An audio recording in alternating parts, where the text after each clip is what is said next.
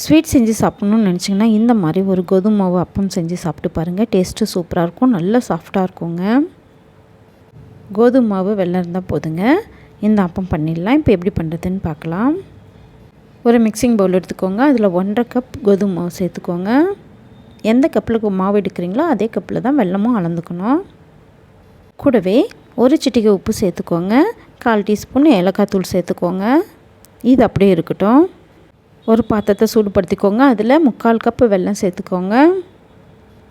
1.5 cup மாவுக்கு 3/4 cup வெல்லம் கரெக்டாக இருக்குங்க. சேர்த்துட்டு இது கூடவே 1.5 கப் தண்ணி சேர்த்துக்கோங்க. தண்ணி சேர்த்துட்டு நல்லா கலந்து விட்டுக்கோங்க. பாகுபதம்லாம் எதுவுமே தேவையில்லைங்க. வெல்லம் கரைஞ்சி ஒரு கொதி வந்தால் போதும். இப்போ வெல்லம் கரைஞ்சி ஒரு கொதி வந்தாச்சு. நம்ம எடுத்து வச்சுருக்க மாவில் நம்ம வடிகட்டிட்டு சேர்த்துடலாம். இந்த மாதிரி ஒரு ஃபில்ட்ரு ஒன்று வச்சு வடிகட்டிட்டு சேர்த்துக்கோங்க. மண் தூசி எல்லாம் இருக்கும், அதுக்காக தான். சேர்த்துட்டு நல்லா கலந்து விட்டுக்கோங்க. நம்ம இட்லி மாவோட கொஞ்சம் கட்டியாக இருக்கணும், அந்த பதத்தில் மாவு நல்லா கலந்து விட்டுக்கணும். நம்ம சேர்த்துருந்த வெல்லம் தண்ணி பத்தலைன்னா கொஞ்சமாக தண்ணியை சூடுபடுத்திட்டு சேர்த்துக்கோங்க. சேர்த்துட்டு இந்த மாதிரி நல்லா கலந்து விட்டு எடுத்து வச்சுக்கோங்க. இப்போ ஒரு தடுக்காப்பு எண்ணெய் சூடுபடுத்திக்கோங்க.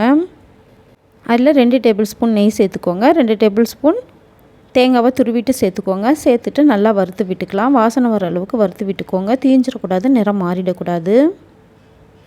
இப்போ நல்லா வறுத்து விட்டாச்சு. நம்ம ரெடி பண்ணி வச்சுருக்க மாவில் இதை சேர்த்துடலாம். சேர்த்துட்டு நல்லா கலந்து விட்டுக்கோங்க. இப்போ நல்லா கலந்து விட்டாச்சு.